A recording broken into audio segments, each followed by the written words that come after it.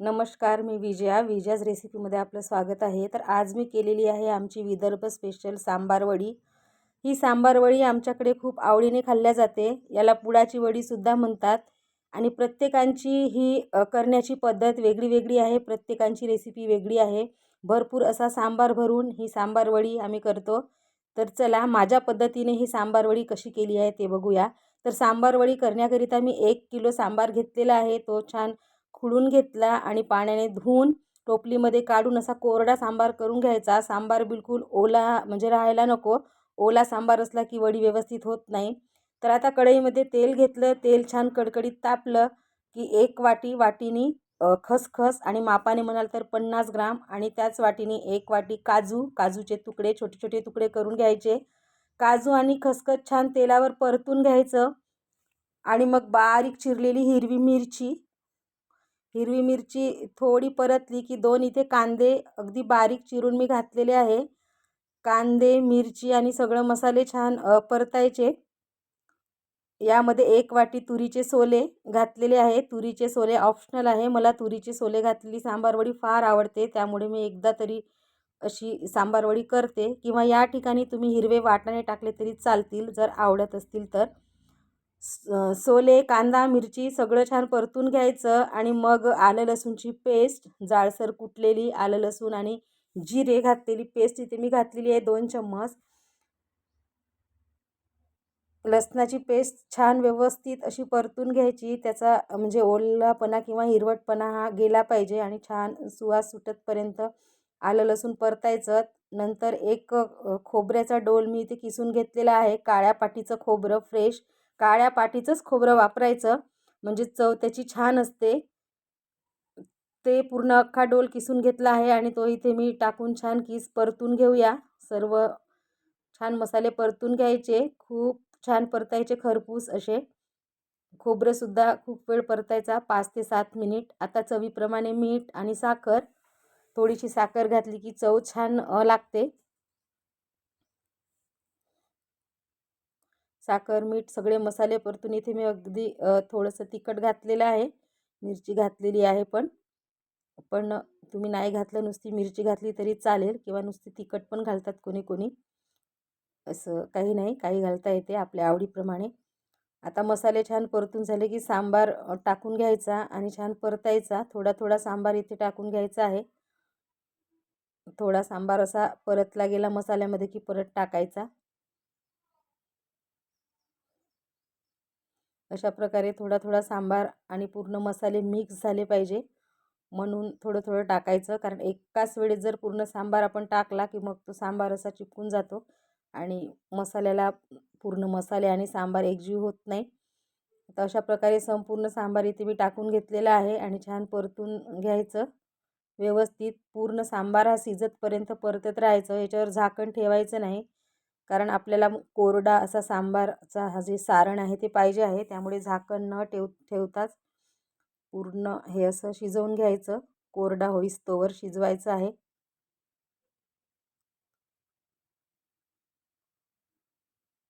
पाणी संपूर्ण आटलेलं आहे। सांबार आता आपला जे सारण आहे ते तयारच झालेलं आहे, पाहू शकता।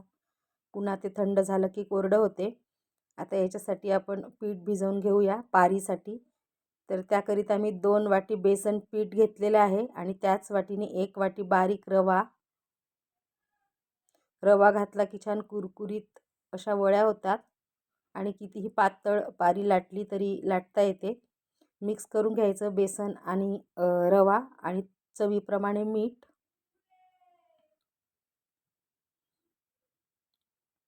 आता 2 चम्मच घोळण घालते मी तांदळाचं पीठ आणि छान खूप वेळ कुरकुरीत अशी ही वडी राहते। कुरकुरीतपणा जास्त वेळ टिकून राहण्याकरिता तांदळाच्या पिठीचा वापर करायचा आणि कडकडीत तेलाचं मोहन 1 चम्मच तेल घातलेलं आहे कडकडीत। छान मिक्स करून घ्यायचं आणि पीठ भिजवून घ्यायचं। आवश्यकतेप्रमाणे पाणी घालून घट्ट असा गोळा तयार करून घ्यायचा। पीठ छान मिक्स झालं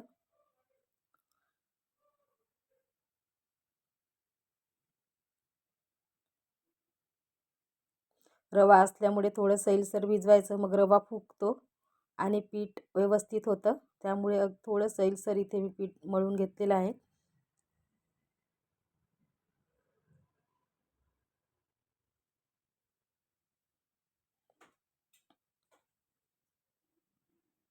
छान मळून घ्यायचं आणि मुरण्याकरिता 15 मिनिट ठेवून द्यायचं झाकून. आता हा मसाला देखील छान थंड झालेला आहे. मी दुसऱ्या भांड्यामध्ये काढून घेतला आणि संपूर्ण मसाला थंड झाला आहे. थंड झाला की छान असा कोरडा होतो मसाला.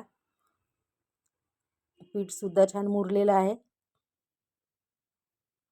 आता त्याचे छोटे छोटे गोळे करायचे, लाट्या या आकारामध्ये, आणि घोळणातच तांदळाच्या पिठीमध्येच घोळून याची पारी लाटून घ्यायची. एकदम जाडही नाही आणि एकदम पातळही नाही, अशी पारी लाटायची आहे.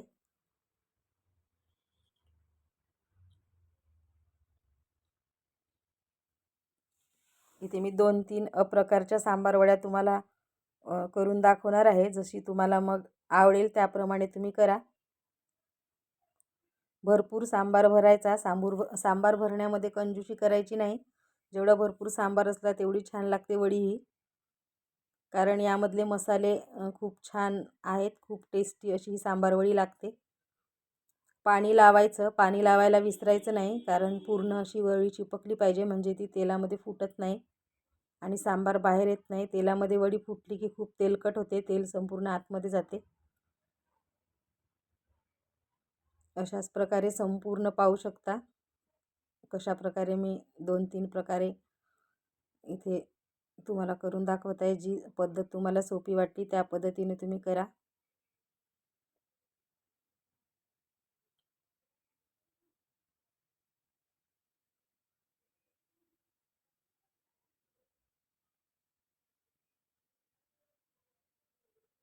करंजीचा आकार,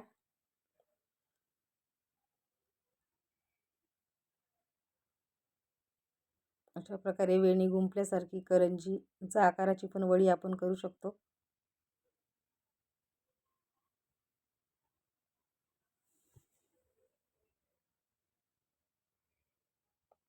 ही अशी एकदम सोप्या पद्धतीने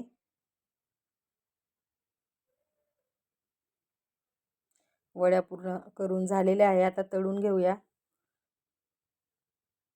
तेल छान कडकडीत गरम झालं की वड्या टाकून घ्यायच्या आणि मीडियम आचेवरती वड्या या संपूर्ण तळायच्या.